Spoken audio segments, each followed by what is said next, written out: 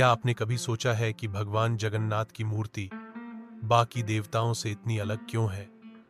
ना पूरे हाथ हैं, ना पैर हैं, आंखें इतनी बड़ी हैं और चेहरा भी आम मूर्तियों जैसा नहीं दिखता। क्या यह कला अधूरी रह गई थी या फिर कोई दिव्य रहस्य है? यह कोई सामान्य मूर्ति नहीं बल्कि स्वयं भगवान श्री कृष्ण की दिव्यता का सबसे रहस्यमय रूप है। यह कहानी शुरू होती है उस समय से जब द्वारका डूब गई थी और भगवान श्री कृष्ण ने पृथ्वी से विदा ली थी। उनका शरीर समुद्र की लहरों में विलीन हो गया, लेकिन कहा जाता है कि उनका हृदय, जिसे नीलमणि कहा गया, वह नष्ट नहीं हुआ बल्कि साक्षात चैतन्य रूप में धरती पर रह गया। सदियों बाद उड़ीसा के राजा इंद्रदुम्न को स्वप्न में श्री कृष्ण ने दर्शन दिए और कहा, मेरा हृदय अब भी इस धरती पर है, उसे खोजो और मेरे लिए मंदिर बनवाओ।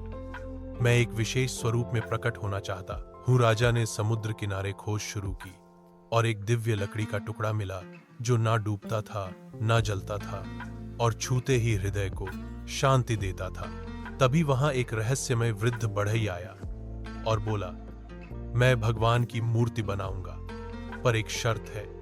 21 दिन तक कोई भी दरवाजा नहीं खोलेगा, नहीं तो मूर्ति अधूरी रह जाएगी। राजा ने वादा किया, बढ़ई कक्ष के भीतर चला गया। दरवाजा बंद हो गया अंदर से। कुछ दिनों तक भारी हथौड़े की आवाज आती रही, फिर सब कुछ शांत हो गया। जैसे जैसे दिन बीतने लगे, राजा को चिंता सताने लगी। 15वें दिन उन्होंने दरवाजा खुलवा दिया। अंदर वृद्ध बढ़ई नहीं था, वह गायब था, जैसे धरती ही निकल गई हो। लेकिन वहां 3 मूर्तियां थी, भगवान जगन्नाथ, बलभद्र और देवी सुभद्रा की। लेकिन मूर्तियां अधूरी थी, ना हाथ पूरे, ना पैर, आंखें बड़ी बड़ी और चेहरा अत्यंत भावुक। राजा घबरा गया, क्या मैंने गलती कर दी? तभी आकाशवाणी हुई, राजन, तूने समय से पहले दरवाजा खोला, पर यह अधूरा स्वरूप ही मेरा सबसे प्रिय रूप है। यही मेरी लीला है। इसी रूप में मैं इस युग में पूजित हूं। तब से पुरी में भगवान जगन्नाथ के इसी अधूरे से लगने वाले रूप की पूजा होती है और हर साल दुनिया की सबसे भव्य रथ यात्रा निकलती है, जहां भगवान स्वयं रथ पर बैठकर अपने भक्तों के बीच आते हैं। कहते हैं उनकी आंखें इतनी बड़ी हैं क्योंकि वह हर जीव को देख रहे हैं।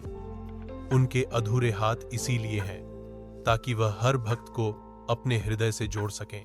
और उनके बिना पैरों का मतलब यह नहीं कि वह अधूरे हैं, बल्कि यह दर्शाता है कि उनका अस्तित्व हर दिशा में फैला है। भगवान जगन्नाथ अधूरे दिखते जरूर हैं, पर वे पूर्णतम हैं। उनका यही स्वरूप हमें सिखाता है कि ईश्वर की पूर्णता हमारी आंखों से नहीं, श्रद्धा से देखी जाती।